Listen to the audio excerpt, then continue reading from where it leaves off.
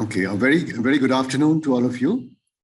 It's a pleasure for us to welcome Professor Balchandra Joshi to talk to us this afternoon. Professor Joshi is a professor at the National Center for Radio Astrophysics of TIFR, which is the institution co-organizing this winter school. He has been actually one of the leading players who has organized this workshop for many years. While he's still at NCRA, for over the last decade or so. And his prime interest is on pulsars, various different aspects of pulsars. He's a leading player in the Indian pulsar timing array, whose ultimate goal is to detect gravitational waves. And he has also contributed immensely towards the construction of the Giant Meter Wave Radio Telescope. So it's a pleasure to have you with us, Balchan. So can I invite you to discuss pulsars with our participants today? Thank you very much, Professor Saikia, for that kind introduction. I will share my screen. Okay, so good afternoon to all of you here, and thanks very much, Professor Saikia, for that kind introduction. It's a pleasure to be back here and talking to all of you. So although today what is planned is more an interactive session, but I realized that there has not been a structured Pulsar talk before. So I'll just take the first 10 to 15 minutes to very briefly go through this fascinating world of radio pulsars and give us very zero order sort of introduction to what are radio pulsars. And hopefully that would kickstart an interaction session. Right at the outset, let me say that please stop me at any point of time. Don't hesitate, don't feel shy, and ask as many questions as you want, because I think what is here is only some things which I just chose, and they are not necessarily representative. So whatever curiosity you have, please do go ahead and ask the questions. So please feel free to ask questions at any point of time. Well, so pulsars were discovered more than 53 years back in 1967 by now Dame Jocelyn Bell Burnell, who was doing her PhD with Professor Tony Hewish, and discovered this pulse signal. And this is the discovery chart of the first pulsar, CP1919, which had a period of 1/1/3 a second. And of course, she and her supervisor, Professor Hewish, were intrigued by this signal because nobody had expected pulse signal to come from the sky. But following a very well sort of thought out line of reasoning, they tied this signal to till then unseen neutron stars made entirely of neutrons. And that's how the pulsar astronomy sort of began 53 years back. The most remarkable property of these objects is their pulsation. And this pulsation is almost clock-like. Okay, so they are remarkable clocks. And just as an example, I have shown two very bright pulsars observed using the Giant Meter Wave Radio Telescope. And you can see that you can actually sort of set your watches by looking at the pulsation of these stars. And indeed, for quite some time, there was a proposal to sort of put the civil time also based on pulsar time. And there is a pulsar time scale which has been proposed.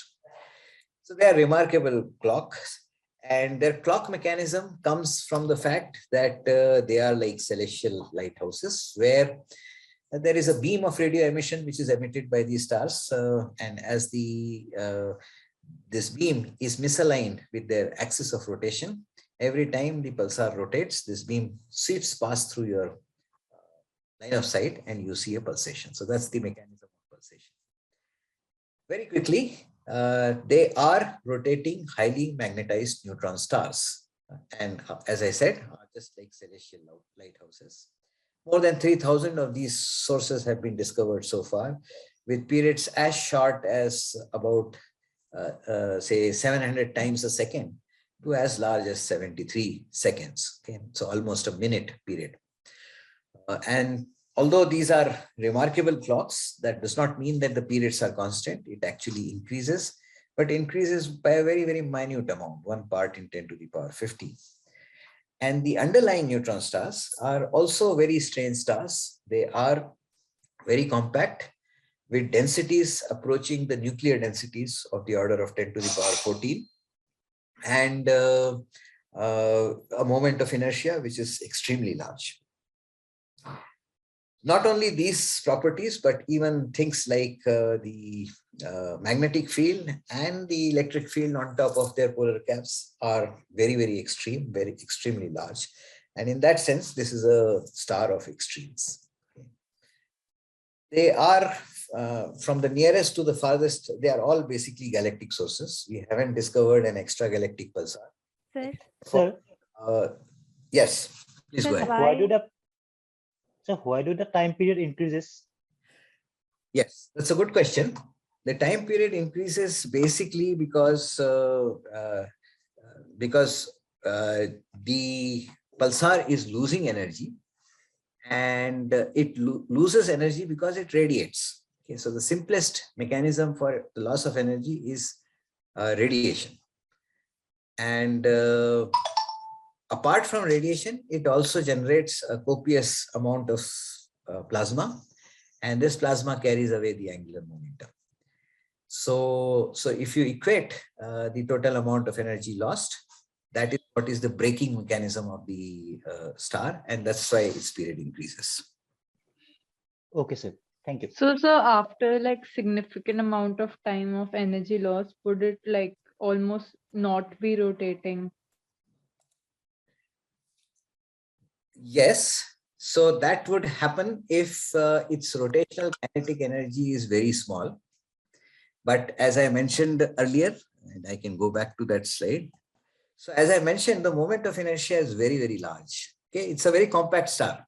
10 kilometers means roughly, say, 1/5 of the size of any big metropolitan city. Or if you look at Mumbai, for example, it would be 1/10 the size of that city. So it's smaller than a big Indian city.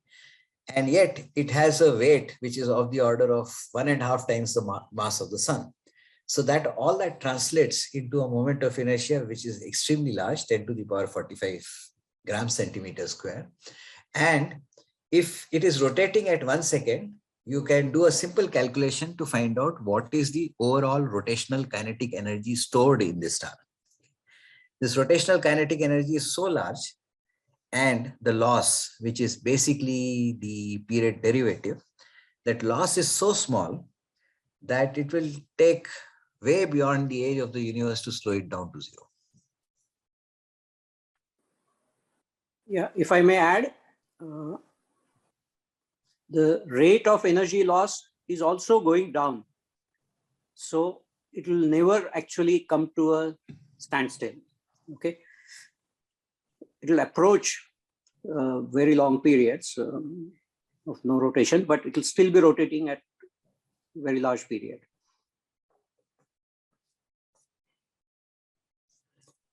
So, sir, what would the end of life of such objects look like? So these are very long-lived objects, okay? And this is only one of these type of stars known as degenerate stars. The other one is what was sort of predicted by Professor S. Chandrasekhar, the white dwarfs. And again, in both these stars, they will live forever. Okay, so they don't die. These stars are actually produced in the death of a normal type of a star. Okay, if that normal star is of a certain mass, then it dies as a white dwarf and lives forever. If it is beyond that, then it dies as a neutron star. So these will live forever through the age of the universe. So, sir, basically, like due to that rotational energy loss, like the period may increase.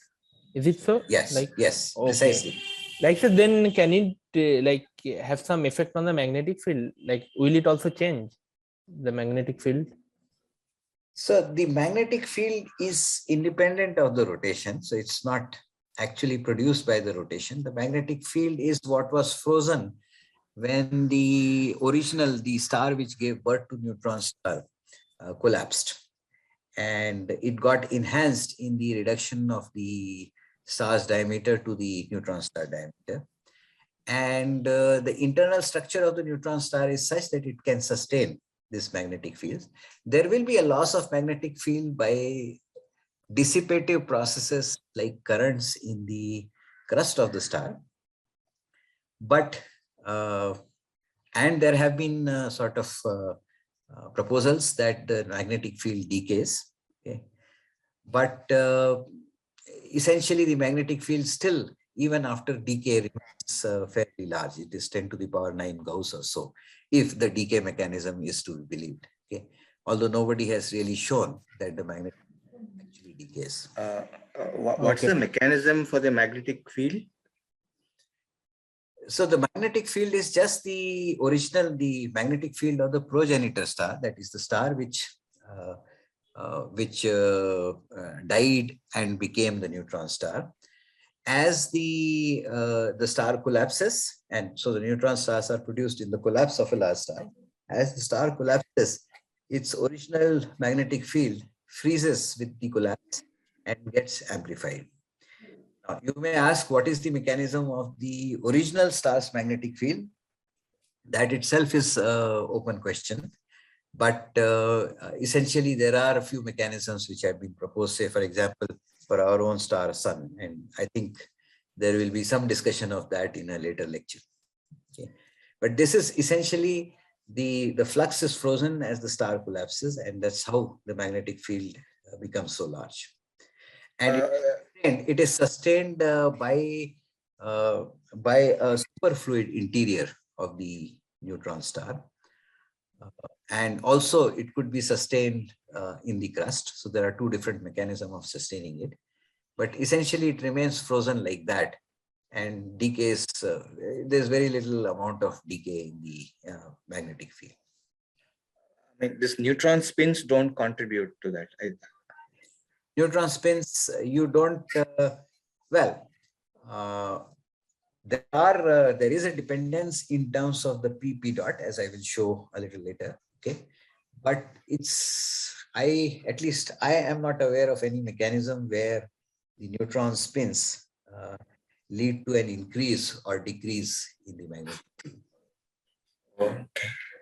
There are some charges, of course, inside. It's not entirely 100.0% neutrons, and their circulation sustains the fluxoids of the magnetic field. Okay. Sir. So, is there any source of energy for the neutron star? Can it somehow gain in energy? For example, if it's surrounded by some companion or some other, let's say some medium, can it somehow gain energy from the medium? Have we ever come across stars which are spinning up instead of down? Yeah, that's an excellent question. So most stars in the universe are binaries. Or almost 50% of the stars in the universe are binaries. So obviously, neutron stars are also born from the stars which are part of binaries. The process of formation is such that the binaries usually get disrupted. But if for some reason the binary survives, then the companion star can actually throw some material on the neutron star.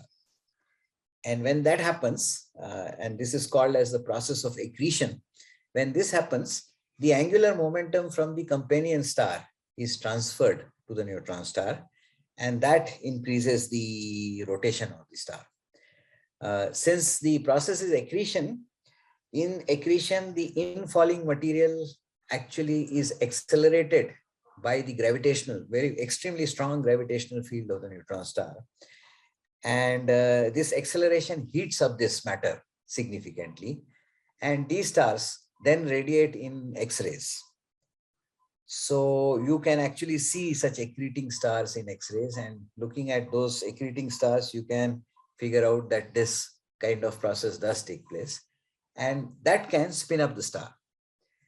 So a normal neutron star with say 1 second of period can be spun up to milliseconds.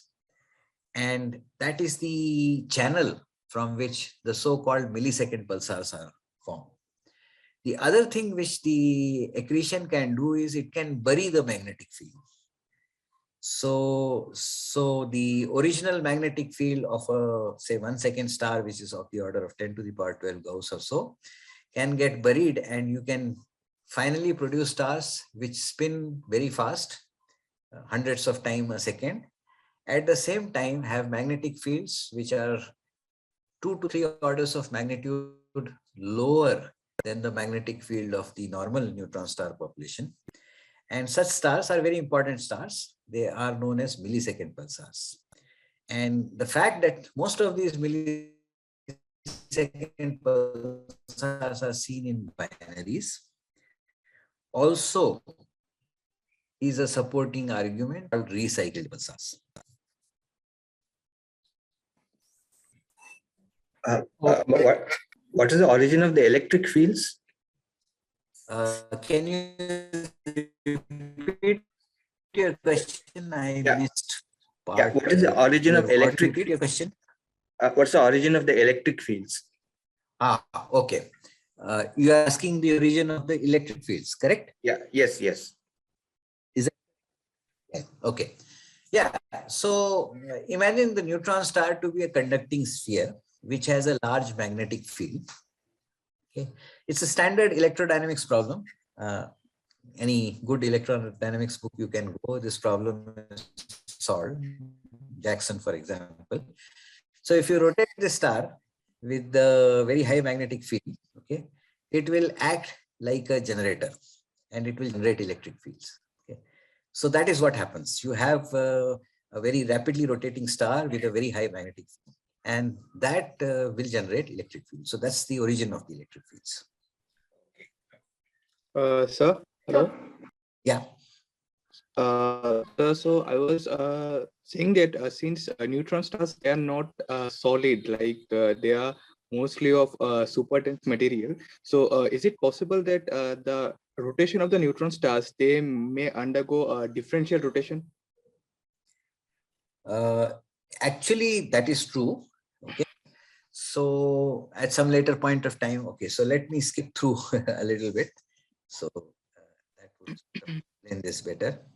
Okay, so I'll come to your question in a while, but let me sort of give this picture in the beginning. Okay, so because already some of these questions have been asked. So the pulsars are born when a star of several times the mass of the sun has finished its nuclear fuel. So most stars, they sustain themselves by fusing their hydrogen to helium, which releases energy, and that energy supports the gravitational weight of the star, and that is how the star both shines and survives. Okay, but that can only happen till the at the core of the star the nuclear fuel is available. When you reach iron 56, the nuclear reactions no longer can proceed because you have to have further nuclear reactions, you need to actually supply energy. It does not release energy.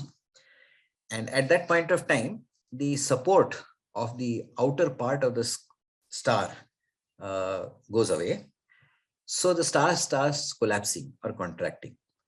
So if you have stars of a certain few times the mass of the sun, these stars will collapse in a very characteristic way.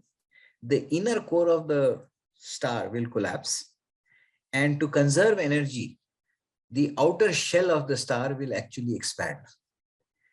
And that eventually leads to a runaway process in which the outer shell actually explodes and leaves behind what are known as supernova remnants. Okay, and the inner part collapses till the density increases to nuclear densities, and that is what becomes the neutron star. Okay, and there are several examples of this which are seen in astronomy, and the example here is the well-known Crab Nebula, which actually is not a supernova remnant. It is what is known as a pulsar wind nebula. Okay, so that is how the pulsars are born, and in this collapse, as somebody asked earlier, the magnetic field is frozen, and that is how it becomes very, very large. Not only the magnetic field, the rotation also becomes very, very large, because typical stellar rotation of a month or several days, like for example, our sun, as the star collapses, the rotation rate increases, and you get typically the periods which we are talking about here. So that's the birth process. And sir, do all neutron stars become pulsars, or are they selective to any conditions as such? so all neutron stars will have a high magnetic field, and all neutron stars can produce the beams which we are talking about. It's only the question of which of these neutron stars are actually facing towards you. So there may be many neutron stars where the beam is not facing towards us. And although they are pulsars, we are not able to see them. So that's one thing. The second thing is the radiation mechanism is such that it is sustained up to a certain spin period. For very large spin periods, it may not be sustainable, and hence we may not be able to see that. Okay. Now this theory is coming under more and more strain as we are finding minute-long pulsars and so on. But essentially that's so you could have a rotating neutron star which does produce radiation, but the radiation is not powerful enough for any of the telescopes on the Earth to see. You can have pulsars which does produce radiation, but the radiation is not beamed towards you, and hence you will not see it. Okay. But essentially, yeah, all neutron stars formed at the end of the life cycle of the star should produce a radio beam. Okay, sir. Sir, why does it stop collapsing after the nuclear densities are reached? Okay, so that can be explained by quantum mechanics. And in fact, that was one of the seminal contributions of Professor Chandrasekhar. So how does a star sustain itself? Okay, so there is a weight of the outer layer of the star, and then there has to be a pressure inside the star which should support this weight. So when the outer part of the star has more pressure, more sort of weight than the pressure that the star can support, it will collapse, and vice versa. If the pressure increases, the star will expand. Okay, so that is the typical pressure balance, which is also known as hydrostatic equilibrium, which continues throughout the life of the star. And when we are talking of pressure, we are talking of two types of pressure. One is the gas pressure, and the other is the radiation pressure. So for a typical star like Sun, the gas inside is ideal gas. So the ideal gas law will give you a pressure density relationship, which is also known as equation of state. And this pressure goes as density to the power unity. Okay. Plus there is radiation from the nuclear reactions. So if you add the gas and the radiation pressure, that is what supports a star like Sun. But when the nuclear reactions stop, the radiation pressure is switched off, and that leads to the collapse of the star. Now, the star can stop collapsing only if this pressure increases as a stronger function of the density, not as density to the power 1, but density to some higher power. Okay. So for such stars to exist, you need an equation of state where the inner gas is not ideal gas. It has to be some other kind of gas. And such a gas is known as degenerate gas. When quantum mechanics was discovered, people found that you can have electron and neutron gas where the pressure is proportional to density to the power 4/3 or 5/3. And this basically comes from the Pauli's exclusion principle. So in neutron stars and white dwarfs, and Professor Chandrasekhar's contribution was to show this for white dwarf, you have degenerate electrons in white dwarf, and you have degenerate neutrons in the neutron star, which provide a pressure support which is larger than the pressure support for an ideal gas. So when the collapse takes place, first the electrons become degenerate, and sort of start supporting. But in the case of neutron star, the mass of the progenitor is so large that electrons are not sufficient, or the electron degeneracy is not sufficient to support. So there comes a time when electrons and protons, protons capture electrons and form neutrons, and you are left with entirely a neutron degenerate gas. And that is able to support the outer layers of the star. And then the star remains in that equilibrium forever. Okay. So, like say, because of the degeneracy pressure.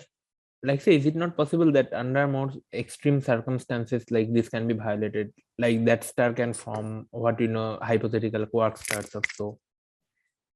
Okay, so like, is it possible? State which I talked about is one equation of state. Of course, you can have esoteric equations of states, like equation of states which are given by strange matter, where the strange matter is basically even more fundamental particles like the quarks which you referred to.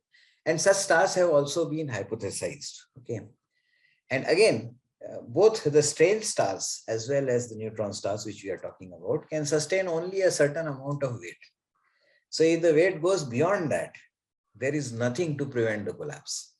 So for the stars which have a mass of more than 10 to 14 solar masses, there is no way even neutron degeneracy can support the collapse. So these stars collapse to a singularity, which is what, as we know, are black holes. Okay. So you have three types of end products. You have white dwarfs. You have, so sun will become a white dwarf. Okay. It will not become a neutron star.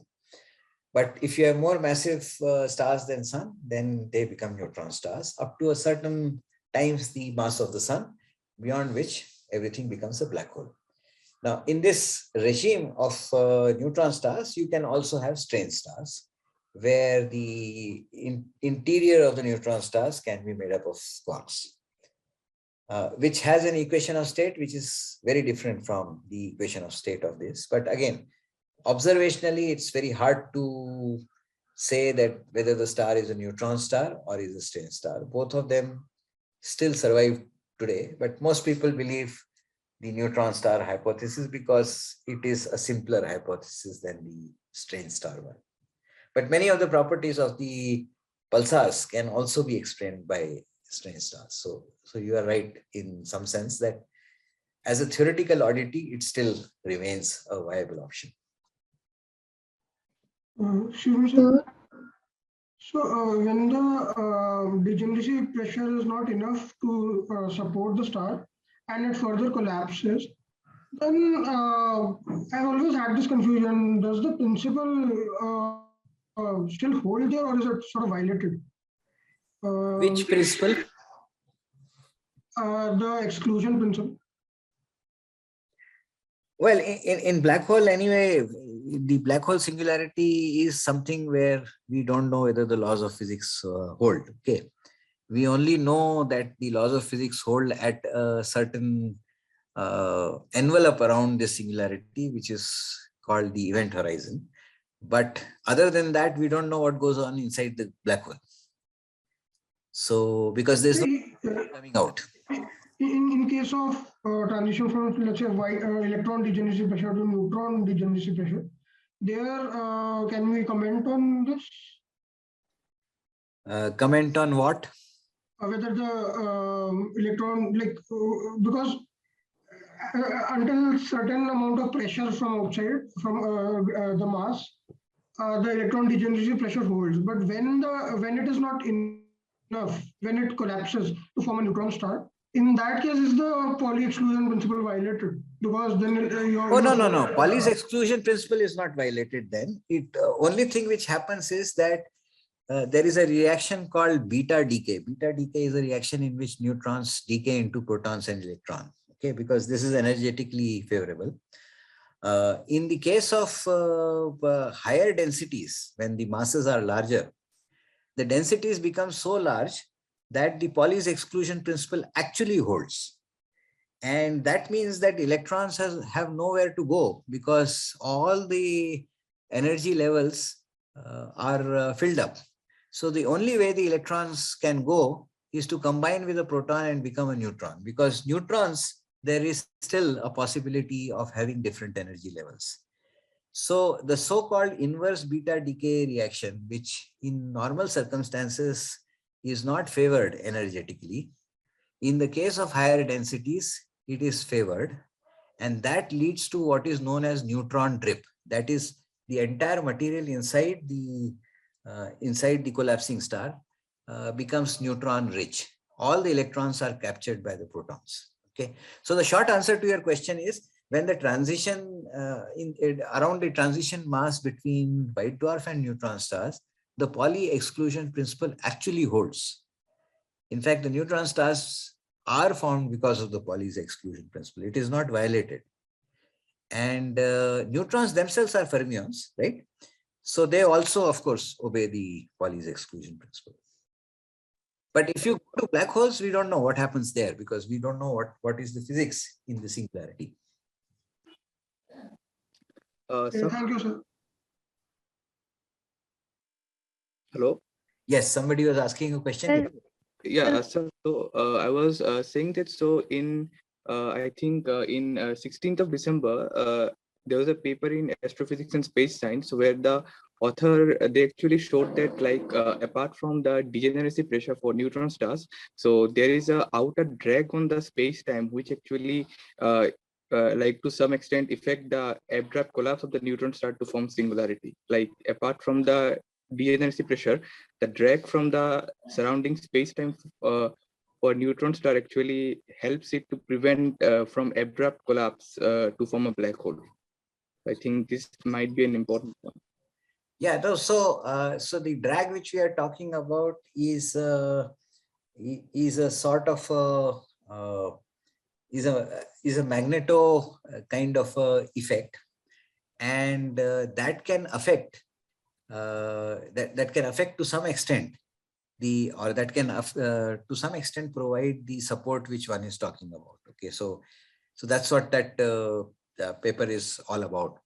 Now the question there is that you have a neutron star, and if suppose you put more material on the neutron star, what happens to it? Okay. So if you put more and more material, there is a certain limit for neutron star to sustain itself as a neutron star. Beyond that limit, the neutron star will collapse to a black hole. Okay.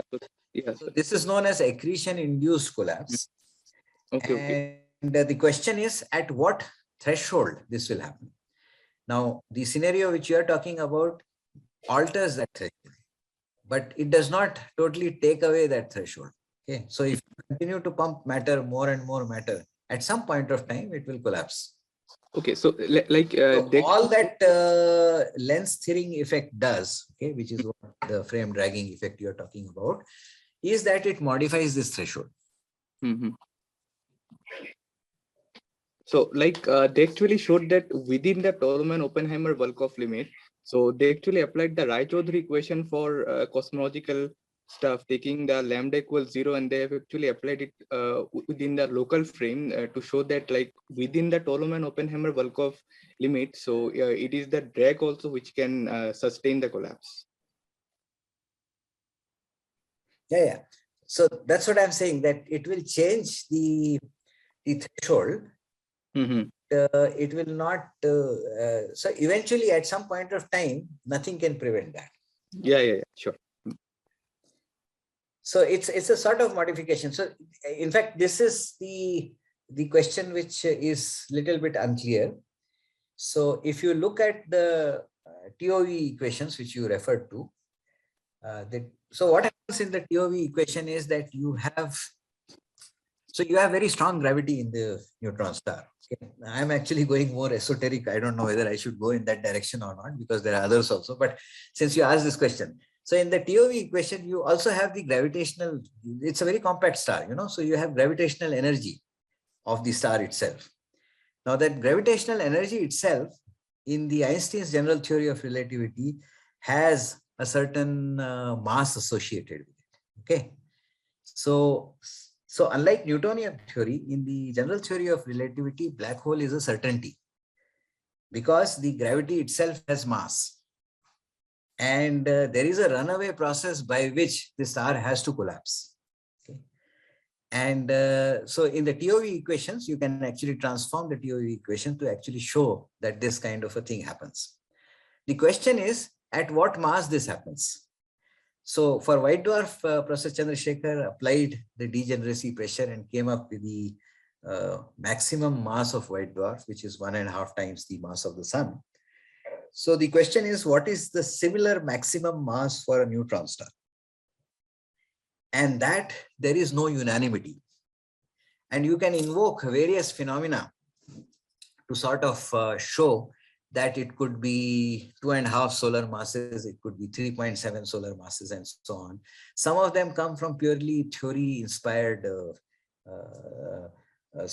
limits, and some of them come from observational established limits. Okay, so what is the maximum mass is an open question, and I think I have not read that paper fully, but I think that's what that paper is sort of attempting to do that. Okay. But I'll not say more about this because this then becomes a little bit too detailed. Okay, so coming back to the types of pulsars which we have, as I said, 3000 pulsars today. And the most important property of the pulsar is its period and period derivative, okay, which is what is plotted in this diagram. The x-axis is the logarithmic of the period of the pulsar, going from millisecond on the left-hand side to few seconds on the tens of seconds on the right-hand side. And on the y-axis, what is plotted is period derivative. That is the rate of increase of the period or rate of increase of the rotation. Again, in a logarithmic scale, going from 10 to the power minus 22 at the bottom to 10 to the power minus 8 at the top. So if I put all the 3000 pulsars in this diagram, this is what I get. Okay. And what you see is that there is a big bunch of or cluster of pulsars, blue in color shown here, which are of typically of 1 second period and 10 to the power 1 part in 15 as p dot. These are called as normal pulsars. Okay. So these are the canonical pulsars which have been formed from the collapse of a massive star. But you also have another cluster here on the bottom left, which typically has periods of the order of few milliseconds and an extremely small rate of change of period of the order of 1 part in 20.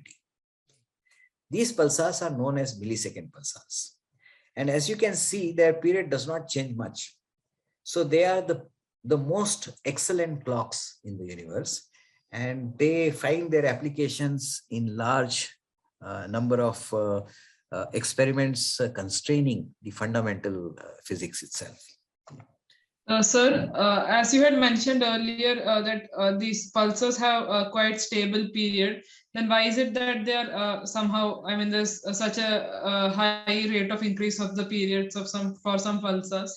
Yeah, so it's related to the magnetic field, as I will show later on. Okay, so the magnetic field for these blue pulsars is of the order of 10 to the power 12 Gauss, okay, or 10 to the power 7 or 6 Tesla. The magnetic fields of the millisecond pulsars, on the other hand, is very, very small, 10 to the power 9 Gauss, 3 to 4 orders of magnitude smaller. Okay, so the stability or the rate of change of the period is just a proxy for the magnetic field of the neutron star. And if we extend this argument further, we have a cluster right here on the top right of the diagram. This cluster has periods of the order of tens of seconds. And by the same argument, which we followed right now, they should have magnetic fields which are super strong, 10 to the power 14 Gauss or 10 to the power 15 Gauss and so on, right? Because the rate of change of period is very large, 1 part in 10, almost 5 orders of magnitude larger than the blue pulsars. Okay. So these pulsars are known as what are known as magnetars. And they are the highest, they are the most highly magnetized stars existing in the universe. Okay. They harbor super strong magnetic fields in them.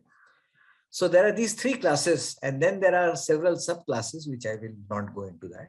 But just to give you a flavor, the pulsars, the 3000 pulsar population can be actually explained by 3 major classes. Yes. So what is binary pulsar? Binary pulsar is a pulsar which has a companion. The companion could be another neutron star. Sir, both are emitting. Huh? So both are emitting. It depends. So if the other one is also a neutron star, it should also emit. But as of now, out of these 3000, there is only one pulsar where radio emission has been seen from both these stars, which is known as a double pulsar. Unfortunately, the second pulsar of the double pulsar, its beam has moved away from our line of sight. So right now we see it as a single pulsar. But when it was discovered, both the pulsars were discovered. But more often than not, the other star is not a neutron star. It is a white dwarf. Okay. Or in many cases, it is also a main sequence companion. Forming two neutron star binaries is very, very difficult because of the mechanism involved, because you have a supernova, and in the supernova, the neutron star gets a kick. This kick is usually large enough to disrupt the binary. So you don't see two neutron stars together, and there are very few of them out of this 3000. And even out of those double neutron stars, there's only one system discovered so far which has both emitting in radio. So as you mentioned that one of the neutron stars of the double pulsar moved away from, the beam moved away from our line of sight. So what could be the cause for such a shift? Yeah, so the cause comes in general theory of relativity. The same cause which somebody was mentioning earlier, the dragging of frames. Okay. So because the star is very compact and very massive, its gravity is so large that it can drag the space-time around itself. And this dragging of frames leads to the spin axis of the companion wobbling, okay, or precessing, like the Earth's axis precesses or wobbles, or like the axis of a top wobbles, its axis wobbles. So when the axis wobbles, there will be time when the radio beam will go away from you. So in the case of double pulsar, it was visible up to 2008 or 2009. And its beam has now gone away from our line of sight.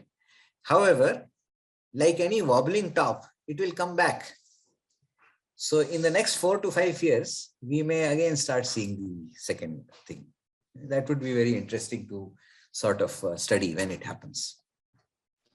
What is the reason for which? So what is the reason for which the magnetic axis and the rotation axis are not aligned? Can you repeat your question? I missed the first part.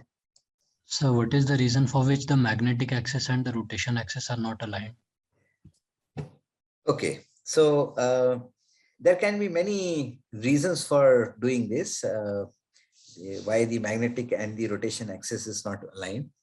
The simplest thing is that the magnetic axis and the rotation axis need never be aligned. Okay, even in the case of our sun, the magnetic field changes every 22 years. Okay, you have an 11-year cycle.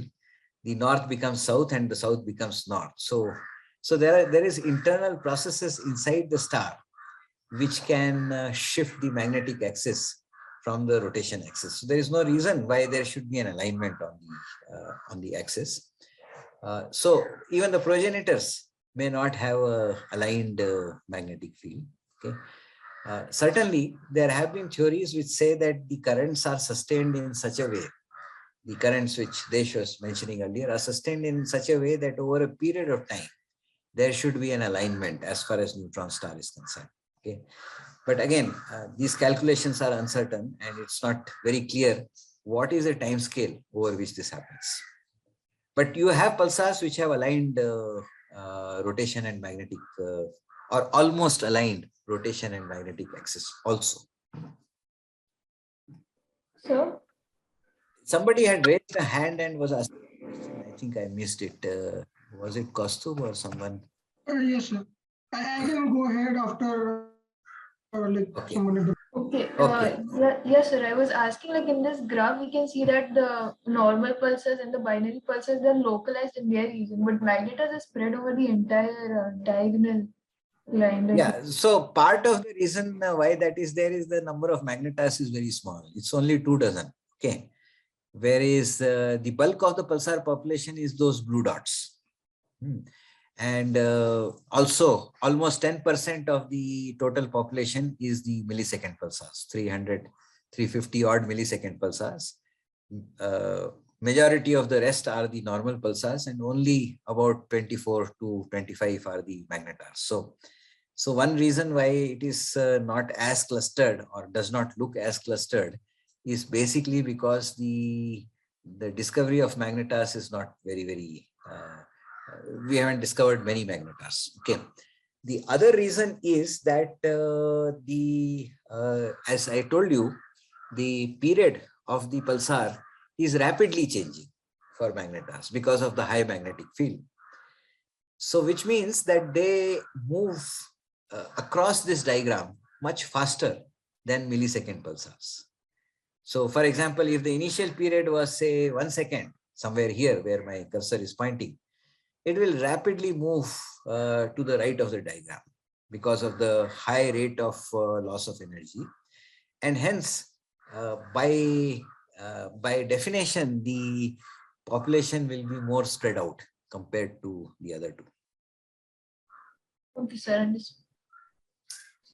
Sir, in case of, like you told that only one pulsar till now has been observed, like basically both the pulsars are emitting beams. So can it be a cause that you told that it gives some kind of drag force also due to its immense gravitational force? So can it contribute to more longer Shapiro time delay within that binary pulsar system, like which is somewhat restraining us from detecting that beam? Yes, so well, Shapiro delay is not necessarily true only for this pulsar system in which both the pulsars have been detected. Shapiro delay is seen in any binary system. Yeah, but in this case, like as you told that the gravitational energy is immense, that gravitational field. So yeah, so gravitational energy is immense for all neutron stars. So in any case, if you have a pulsar signal passing through a neutron star, you will see a Shapiro delay. Well, like in this case, you see Shapiro delay for some different reason. It is obviously any binary system in which you have a neutron star companion. Yeah, we will see Shapiro delay, large amount of Shapiro delay. So all the double neutron star systems, you should see the Shapiro delay. In case you see it to a large extent for a very different reason, that the orbit of the binary is aligned with your line of sight. See, to be able to see the Shapiro delay, your pulse signal has to pass in the vicinity of another neutron star. Yeah. So the Hull-Stellar pulsar, which was the first double neutron star system discovered in 1975, you don't see Shapiro delay because its inclination angle is such, the orbit is inclined to your line of sight in such a way that the pulsar signal does not pass very close to the other neutron star. The inclination angle is not 90 degrees. The double system is unique because the inclination angle is almost 90 degrees, 89.88 degrees. Okay. So when the pulse signal comes from the other neutron star, it has to pass next to the companion neutron star. And that is a significant Shapiro delay. But that has nothing to do with why there is only one such system which has been seen. This system has been seen basically because of the favorable geometry of that particular system.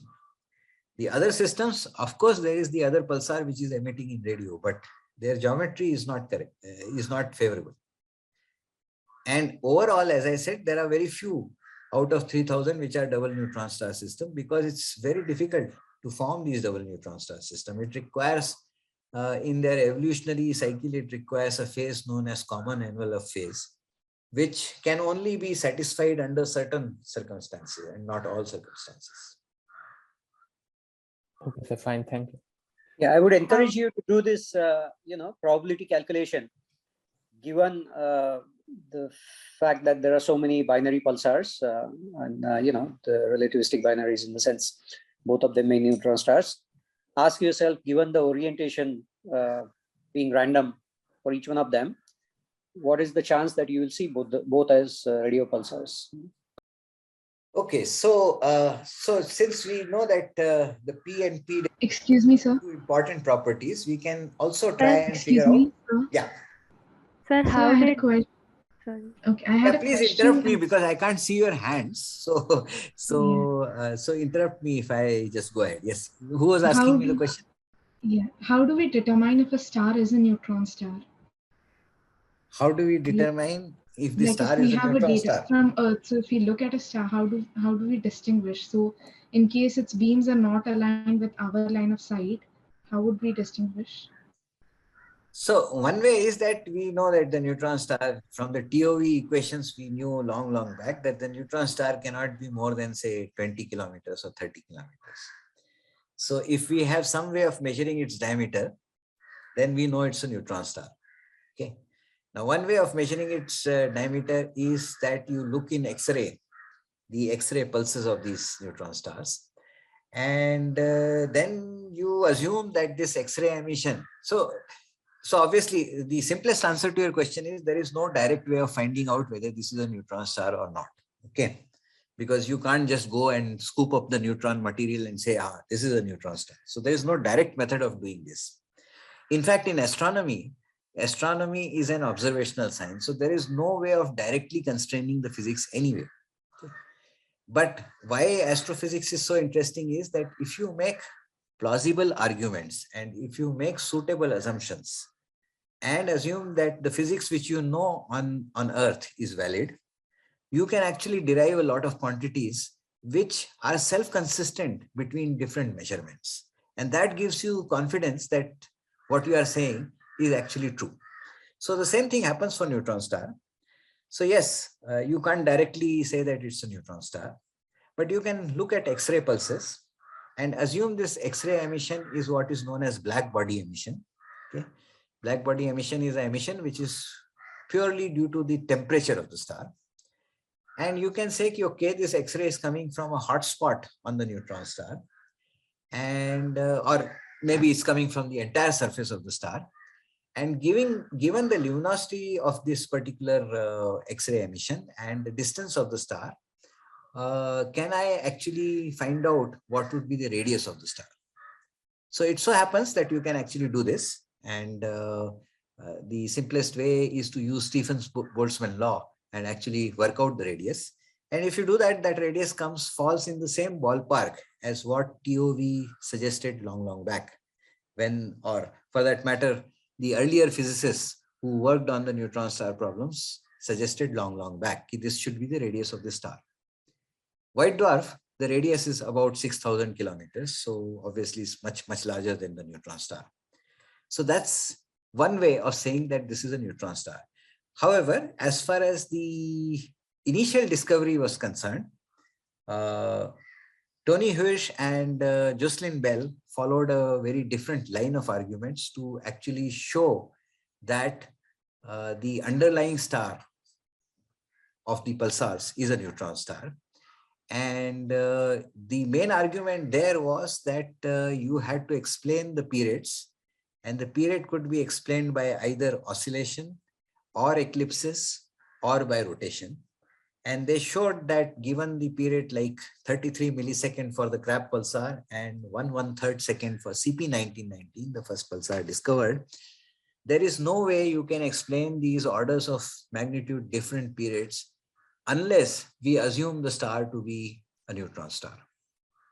So again, it was a series of plausibility arguments and self-consistency arguments, which sort of led everybody to believe that this is a neutron star.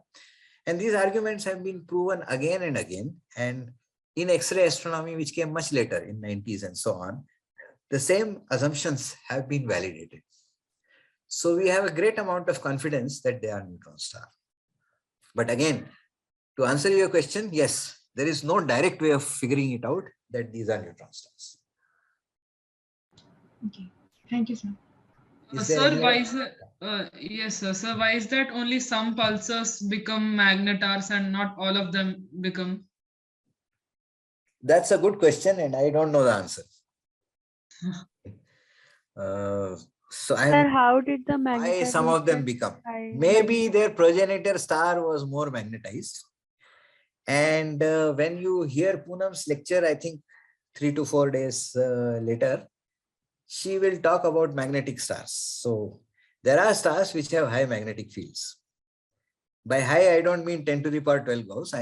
So sun has of the order of a milligauss magnetic field. It's very, very small, but you can have Gauss or even larger magnetic fields in the normal progenitor stars. So maybe the progenitors of magnetars were highly magnetized stars themselves. Okay, but I don't know the answer. Okay, okay, sir.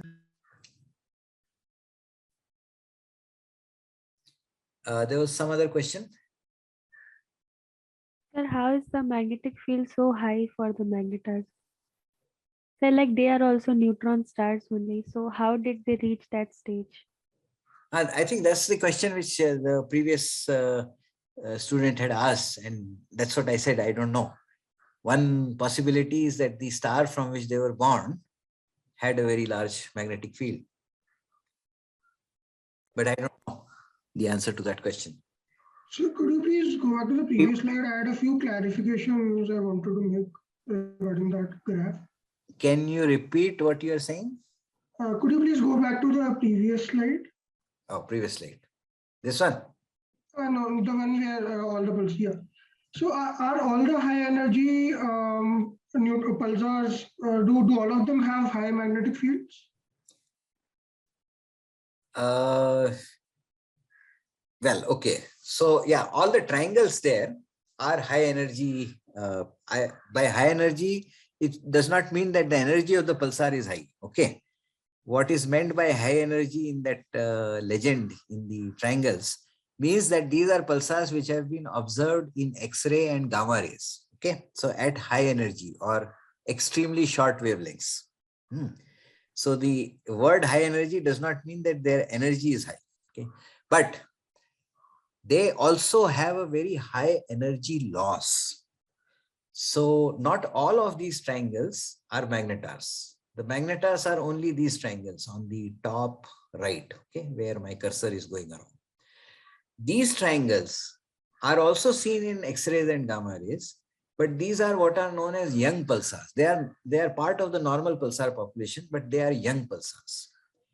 They are young because their characteristic ages are young. So this is a good point to go back to this, this slide which I was talking about. Okay. So as we know that we can measure period and period derivative from observations. And if you do a little bit of math, you can, and this I leave as an exercise to you, you can show that the magnetic field of the pulsar can actually be estimated from these two observers, P and period derivative, in terms of the radius of the star, the moment of inertia, and so on. So this equation has been arrived by equating the loss of energy by radiation to the loss of energy, rotational kinetic energy. Okay. So there is a rotational kinetic energy. If you take a derivative of that, you get the loss of rotational kinetic energy. And then if you assume a magnetized cylinder and find out the expression for the magnetic dipole radiation from such a sphere, that is the electromagnetic energy being carried away. If you equate the two, you get an expression like this. And this is the way the magnetic fields are measured for all the pulsars. And they are proportional to the square root of period, the product of period and period derivative. Okay. Now, you can also sort of try and define a quantity called tau, which is in the bottom side, which is made up of the ratio of the period and period derivative. So this is telling you that if you assume today's period of the pulsar and you assume today's period derivative rate and assume some fixed initial period, you can calculate how much time it took for the pulsar to start from the initial period and reach today's period. So this is called as the characteristic age of the pulsar.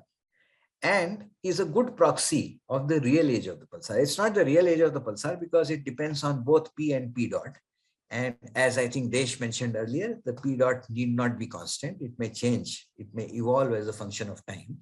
So tau need not be the real age of the pulsar. And we know in the case of Crab supernova, where we know the real age of the pulsar, that tau is not equal to the real age, but it's at least order of magnitude similar to the real age of the pulsar. So for all practical purposes, that is how we measure the age of the pulsar. So you can draw now straight lines in this diagram. So if you have lines like this, which are slanted from left to right, these are lines of constant magnetic field, and they are proportional to the square root of the product of the period and period derivative. Similarly, you can draw another set of orthogonal lines, which are from right to left like this. And these straight lines are lines which are proportional to the ratio of the period and period derivative. So they are representing the characteristic age of the pulsar. So if you look at those lines, these triangles are those pulsars for which the characteristic age is very, very small, is extremely small. Okay, well, is much smaller than the other pulsars. So hence these pulsars are known as young pulsars. So they are not magnetars. Their magnetic fields are of the order of 10 to the power 12 Gauss, but their characteristic ages are very, very small. And one thing which these pulsars share with the magnetars is that their E dot, that is the rate of change of rate of loss of energy, is very large.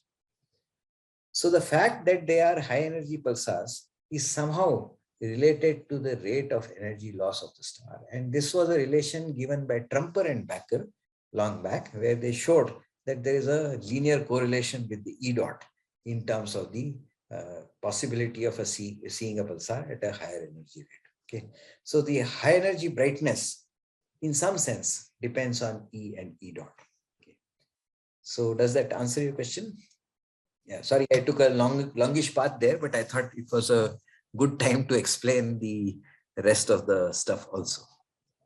Yes, that was very nice. The ones on the bottom left side of the graph, they have a very low loss of energy rate, right? So yes. Can we infer from that these are less bright? Yeah, they are right. In fact, in radio, the millisecond pulsars are the weakest of the population. Okay. Also, they at least visually, there seems to be a very nice correlation between P and P dot. So, is there any reason for that? Well, the typical sort of way a pulsar would move in this diagram is start from somewhere on the top left, move all the way to top right, and then get recycled, stop emitting, and then get recycled and come back to the bottom left. Okay, so that's the typical evolutionary history of the pulsar. Okay, so in that sense, this diagram is very much like the HR diagram, the so-called HR diagram of the Hertzsprung-Russell diagram of the stars. Okay, where it is showing you the sort of evolutionary history of the star. The sort of correlation which you are talking about, which is this bottom line, is the line below which you don't see any pulsar. So that is also defined as the death line of the pulsar. That means that below this line, the period and period derivative are such that the radio emission mechanism, for some reason, falters. And the radio beam, if at all produced, is certainly not coherent. Okay, so the pulsar is not detectable. Even if there is an emission, it's way below the detectability limit of any of the telescopes. So you don't see any pulsars at the bottom. That's why it looks like correlated. But overall, if you see above that death line, there is a fair amount of scatter. And that scatter is just like the HR diagram scatter. It's sort of showing you the evolutionary path of the neutron star as the neutron star ages.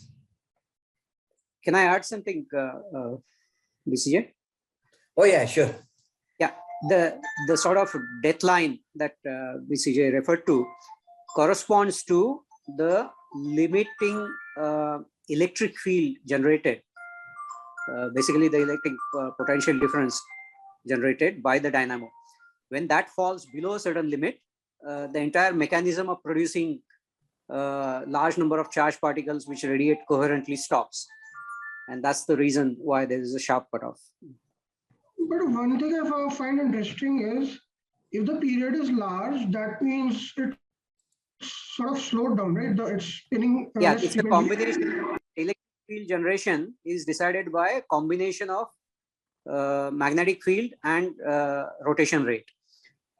Because that's why the millisecond pulsars also produce 10 to the 12 volts potential difference. Okay, even though they are have very low magnetic field, they have compensating fast rotation.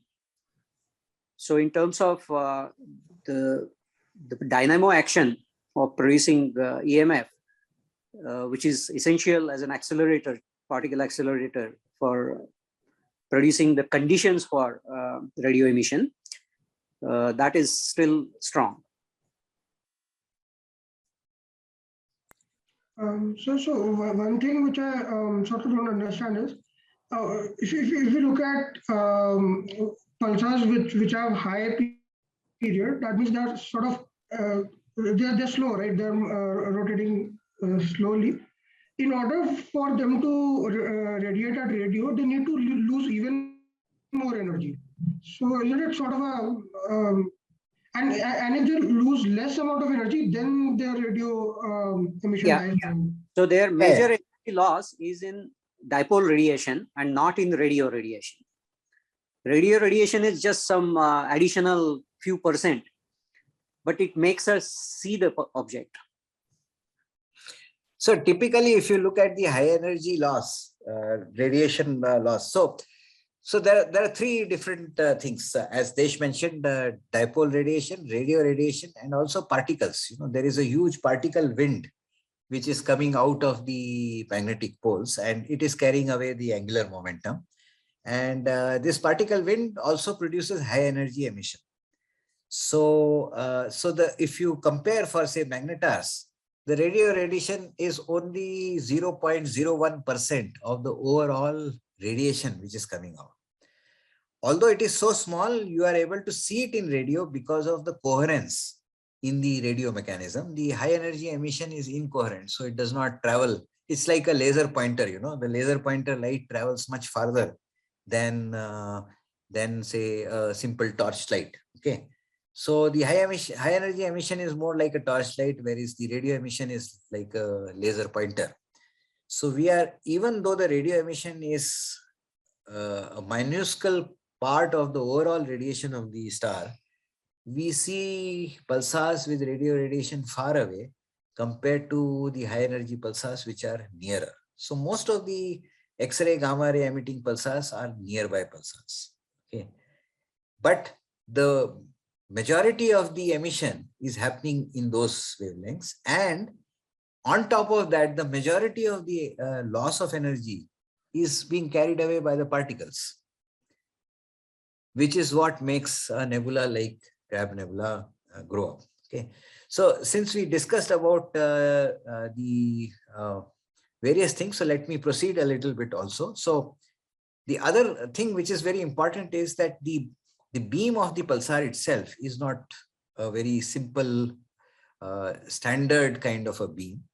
That beam can have a lot of structure, and this structure sort of translates into a diverse morphology of the radio pulse. So you have pulsars which have very simple Gaussian-like pulse, like this particular pulsar. You have pulsars which have a very complicated morphology, like two opposing components, like this is the double pulsar pulse 0737-3039A. You have pulsars which have even more number of components, like this particular pulsars, and so on. So there's a full morphology of the pulses, and they are in some sense representing the geometry of the emission beam and the clock mechanism which is going into it. And again, the question about what happens to the pulsar below this death line, here, maybe the pulsar stops emitting, and before it reaches the death line, maybe the pulsar becomes sporadic emitter. So it emits sometimes and it does not emit sometimes. And that actually has been seen in terms of the single pulses from the pulsars. And this is just a collage of various single pulse observations with the GMRT as well as with other telescopes like Effelsberg and so on. And you see, for example, in this plot on the right-hand side, that you are seeing pulses which are, first of all, changing progressively in phase as a function of period. So the y-axis is period number, and the x-axis is the phase in the pulse. So you see that the phase is changing progressively. And this beautiful marching of phase is what is known as subpulse drifting in single pulses. But more importantly, there are periods when there is no emission, complete lack of emission, and this is known as pulse nulling. So one of the earliest theories said that maybe the pulse nulling happens when the period becomes so large that the pulsar is actually moving towards its death line. Of course, the later observations have shown that this is not strictly speaking true, and there may be factors other than just the lengthening of the period which may be responsible for pulse nulling. And it's again a mechanism which is not fully understood as of now. But it's a beautiful sort of single pulse phenomenology or fluctuation, which is hidden by the stability of these profiles. So these profiles, they remain stable over long periods of time, which means that if I observe this pulsar, say 30 years back, and observe the pulsar today, I will see exactly the same profile. So much so that I can say that this is the name or the signature of the pulsar. But below the stability of the integrated profile, you have a large diversity of single pulses. You have subpulse drifting, you have pulse nulling, and the drift rates also change as a function of time, as in this case of this particular pulsar, 0031 minus 07, where for different modes of the pulsar, you will see that the pulse profile itself is fairly different. Okay. And then you can have pulse structure, which can go right down to nanoseconds. And CRAB is a pulsar which shows very intense giant pulses, where each giant pulse, which is of the order of several thousands of Janskis, or even million Janskis, if you look at the nanosecond level, you see structure of highly circularly polarized nanopulses. And this kind of a microstructure is visible in other pulsars also. And again, this is a study by Kishle, Yashwant, and others looking at the microstructure in this particular sort of a millisecond pulsar. So the single pulse phenomenology is very varied and very rich, and it does relate to the physics which is happening in the magnetic polar cap. And these are some of the areas of extensive research using GMRT. While the pulse profiles are constant as a function of time, they are not necessarily constant as a function of frequency.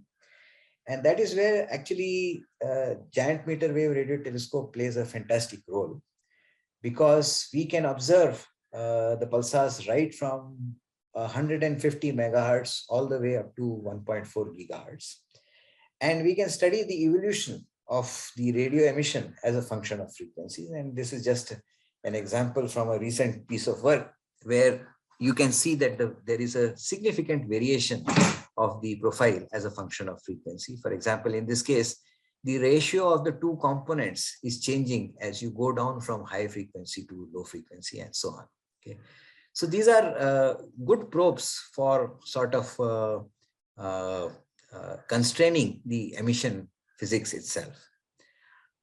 Going inside the neutron star, we still don't know what constitutes the neutron star, or at least how the constituents of the neutron stars are distributed inside the neutron star. And that requires sort of understanding of fundamental physics and can even sort of put constraint on the standard model. And a lot of physics can be constrained, but is still an open question in terms of the equation of state. And one of the ways you can do this is by studying the rotational irregularities of the neutron star. So I said that the pulsars are clock-like, their rotation is clock-like stable. Well, that's not exactly true. And I will revise that statement by saying that there are younger pulsars where the rotation rate of the pulsar actually changes. And this change can be manifested as the wandering of the rotation rate, just like the Earth's rotation rate wanders, which is known as timing noise. Or it could be abrupt changes in the rotation rate, like in this particular case, where the rotation rate of the pulsar suddenly has a spin up. And this spin up is called as pulsar glitches. And these are excellent probes about the internal components of the neutron star. And shown here are just some of the glitches, including the largest ever glitch detected in Crab pulsar 0534+21 on using UT radio telescope. So these are some of the things which we have been observing with GMRT as well as UT. Okay. Coming to the last part of what I just wanted to sort of explain is that yes. These kind of glitches are only recorded in case of younger pulsars, right? Yes, they have been mostly observed in case of younger pulsars, although there is one older pulsar where there has been a report of a glitch. Like the explanation is the same, that it receives the neutron star's crust receives a jolt as they try to settle with the yes. So the simplest explanation is that the neutrons inside the neutron star, they are actually fermions, but if you keep two neutrons together, their spin half becomes an integer spin and they become what is known as bosons. And these bosons can form something known as Bose-Einstein condensate, which has strange properties. So it can be superconducting, that is, it can conduct electricity without any resistance. It can also be superfluid, and superfluidity is dictated only by the number of sort of vortices inside that. So I'll not go into the details of that. So the rotation of the superfluid cannot be easily changed.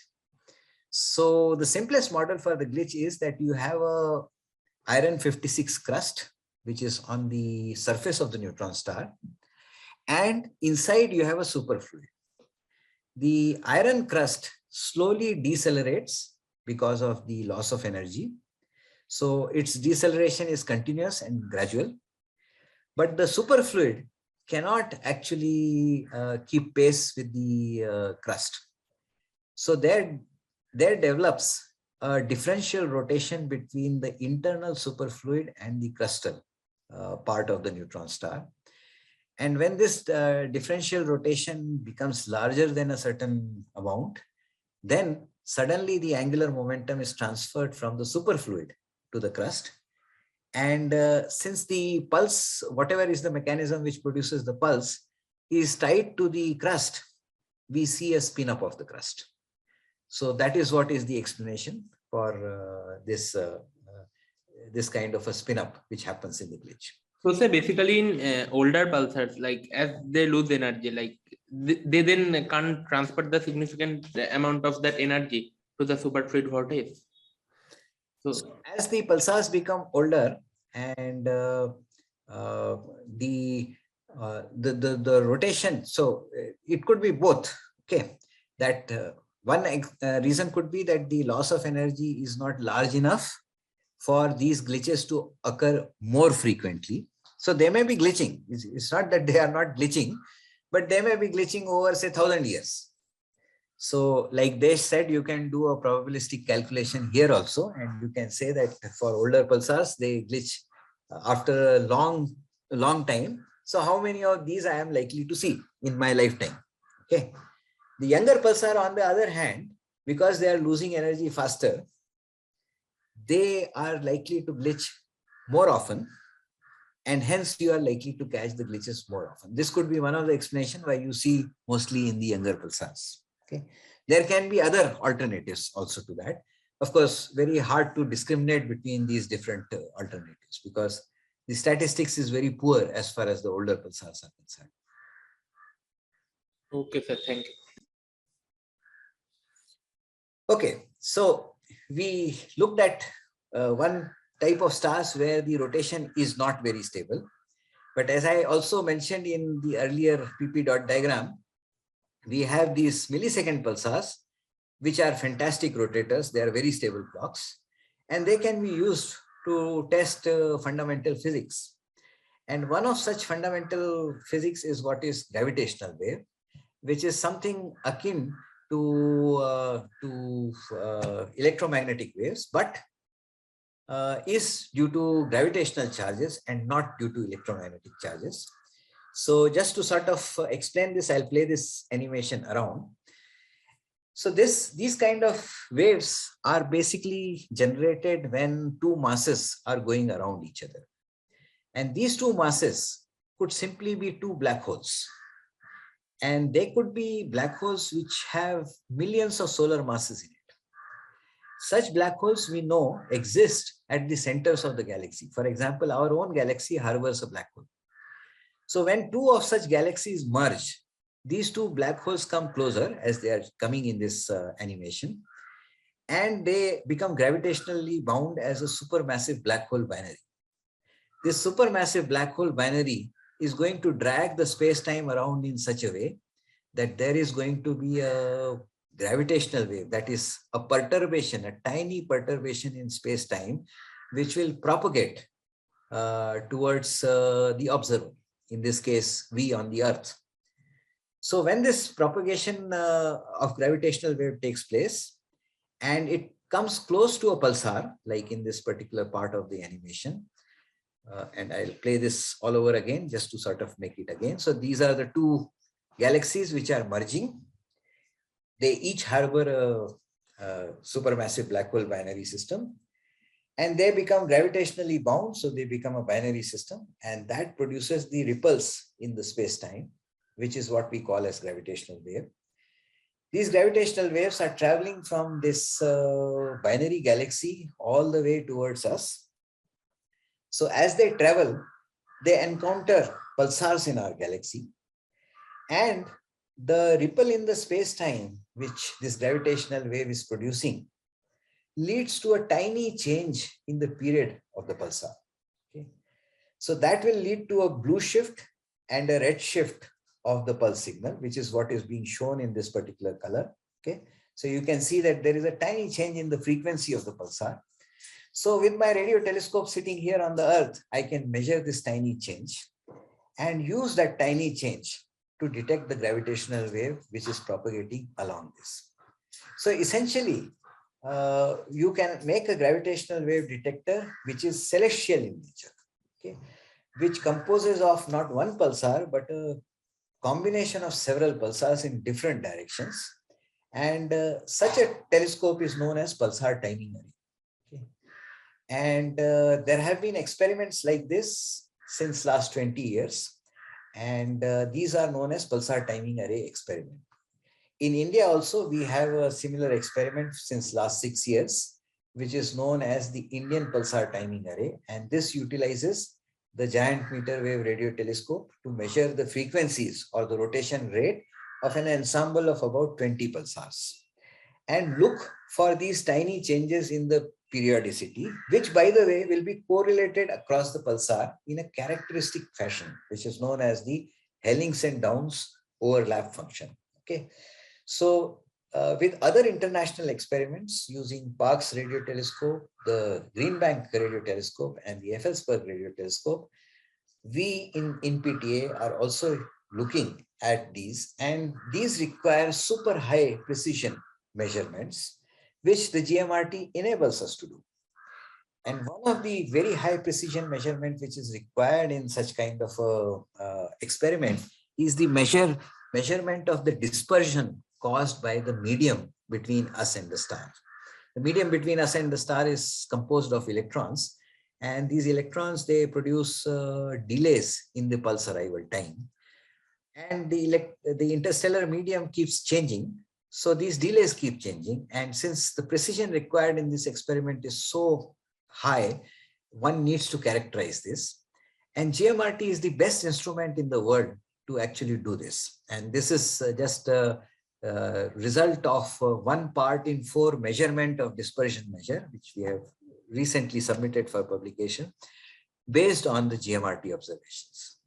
Now, when you can do this, you can actually measure the pulse arrival time to sub-microsecond precisions. And this is just a plot to illustrate that for pulsars like 1909 minus 3744, we can achieve a precision which is of the order of 100 nanosecond in the measurement of the pulse arrival time. The typical gravitational wave is going to produce a signature in this kind of a signal of the order of 20 to 60 nanosecond. So we need to measure these pulses as accurately as that. And the change which it is going to make is going to be long term. And the reason why it will be long term is because the signal is being produced by supermassive black hole binary systems like this system called OJ287. Okay. And this OJ287 has a 150 million solar mass black hole, which is going around an 18 billion solar mass black hole. And it does that in 12 years. Okay. So the orbit of the black hole is about 12 years. And 12 years means the reciprocal of 12 years is nanohertz. So you need to have an experiment which is running for 10 to 12 years to measure nanohertz gravitational waves, which is what the NPTA is trying to achieve. And the perturbation is so small that that perturbation has to be of the order of, as I showed here, few tenths of nanosecond in precision and a time baseline which is running about 12 years or so. So in India also we have a time baseline of 5 to 6 years, and this 6-year time baseline we are combining with 15-year time baseline with experiments from Australia, from US and from Europe, and together we hope to sort of use these time baselines to actually detect a correlated signature in an ensemble of about 65 pulsars to detect these gravitational waves, hopefully in the near future. They have yet not been detected. The high frequency gravitational waves have been detected by terrestrial detectors like LIGO, but those gravitational waves have frequencies of the order of 10 hertz or more. Here we are trying to detect nanohertz gravitational waves, which have yet not been detected, and I hope we will be able to detect it in the near future. Okay. So thank you very much for your attention. I see we have already gone to 1.5 hours, but I can still answer for 5 to 10 minutes some questions if any of you have questions. Sir, how would you... Sykes, what do you propose? Should I think 5 to 10 minutes is fine, actually. You know, they'll get a bit of rest before the GMRT thing starts off. Yeah. So 5 to 10 minutes is fine, Balchan. Okay. So yeah, please go ahead. Somebody was asking a question. Yeah, sir. How does a pulsar like binary collapse, and what will be the fate of its remnant? Like after it collapses, what will be the fate of its remnant? So first of all, a star when it collapses does two things. The inner part of the star collapses to form a neutron star or a white dwarf or a black hole, whatever it is. The outer part actually expands and explodes. So you have an exploding remnant in which the outer shells, they expand and they form, this whole explosion is called a supernova explosion.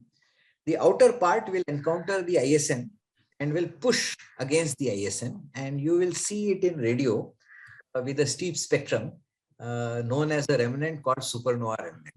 Okay. The inner core becomes the pulsar and you see that as a pulsar. Okay. So this is the simplest picture for a death of a particular star. Now in some cases the ISM is not very dense, so the supernova remnant will continue to expand and at some point of time become the same density as the ISM, and then you will not see it. Okay. So the supernova remnant is lost, but the pulsar is still visible. In some other cases, the pulsar produces so much of wind that this wind interacts with the ISM and forms a cocoon and forms a nebula, which is known as pulsar wind nebula. And Crab nebula, which you can see with an optical telescope also, is a nebula like that, which is called as a pulsar wind nebula. In the case of a binary, the things are more complicated because this explosion is asymmetric. So it gives a kick to the remnant as well as to the pulsar. And often this kick is so large that it will disrupt the binary. So the other companion star would go away and you'll see an isolated neutron star. In some cases, the kick is not large enough and the binary system can remain bound. And then the other star, the companion star, goes supernova at some point of time. And again, it can either disrupt or it can remain bound. If it remains bound, then you have a double neutron star system. If it disrupts, then you have two neutron stars, two isolated neutron stars. So that is what happens for the explosion for a binary system.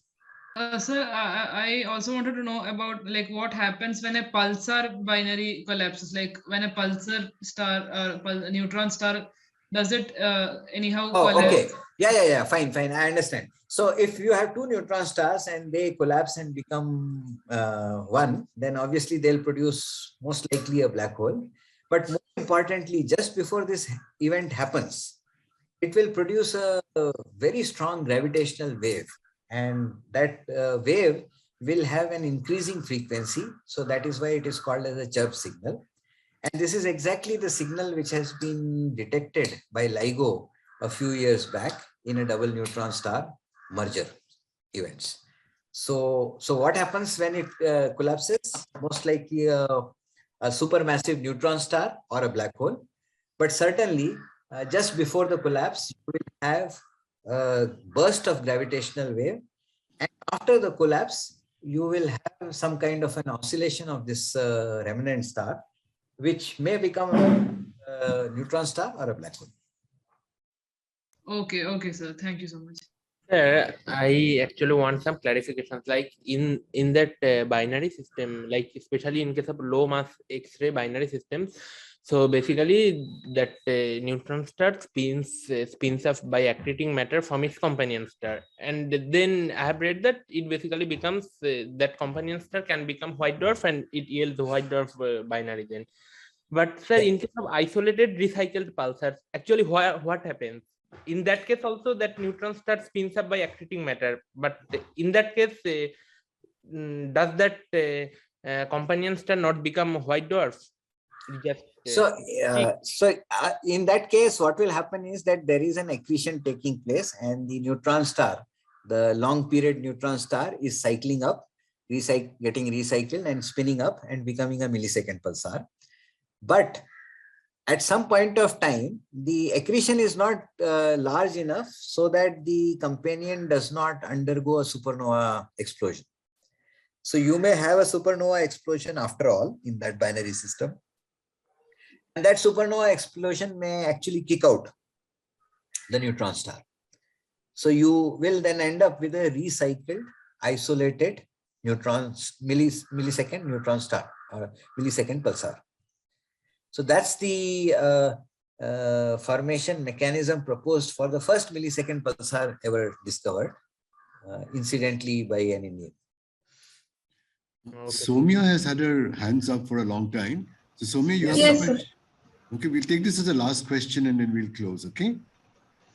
Okay, sir. Sir, it is said that the energy lost by radiation in the Crab Nebula is replenished by the rotational energy of the pulsar. So how does this happen? Like if the rotational power output of the pulsar is equal or almost equal to the power radiated by the nebula, then it will imply that the efficiency of conversion should be almost equal to 1. Yeah, so that's a very good question and interesting question. In fact, it was one of the ways people came to the conclusion that the radio pulsars are neutron stars. Okay, so Pacini, long before, or not long before, but just before the discovery of the first CP1919 radio pulsar, had proposed a mechanism for the Crab Nebula. So Crab Nebula is an interesting object. It was known for quite some time. No pulsar was known in that, but the nebula was known. And people did not know where the power of the nebula is coming from. So this was an open question which Passini set about explaining. And he came up with a hypothesis that there has to be a rotating neutron star inside the nebula to explain the energetics of the Crab pulsar wind nebula. At that time, it was just called as a nebula. Okay, and he actually showed that if you take a neutron star of the type TOV had proposed, you can actually make this neutron star lose sufficient energy, which will with 100% efficiency, as we are saying, will convert and power the nebula. Soon afterwards, 2 years later than Passini's paper was published, the Crab pulsar was discovered inside the Crab nebula. Okay, and that was actually a fitting proof of a prediction which sort of cemented the reasoning that the neutron star has to be the underlying radio pulsar. Now, the first part of your question, which is about the 100% efficiency. So most of the astronomical calculations are order of magnitude calculations. Okay. So you don't really go down to the very little detail and so on. You, like everything in the physics, you do an order of magnitude calculation here and there. So yes, it is true that the mechanism has to be very efficient, need not be 100% efficient, but it has to be fairly large efficiency there. And that's not surprising to understand, because the energy carried away by the radiation from the energy carried away from the pulsar is not entirely by the radiation. As Desh was mentioning earlier, the radio emission is only 0.01% of the total energy loss of the neutron star. So the most of the energy is carried by the particles, and it is these particles which in the residual magnetic field of the Crab nebula, which convert the angular momentum energy loss of the neutron star to the radiation, the synchrotron radiation which we see. And the conversion efficiency there is extremely high. Okay, so it need not be 100%, and it is not 100%, but on the order of magnitude, it's a very high efficient phenomena. Have I answered your question? Yes, sir. Thank you so much.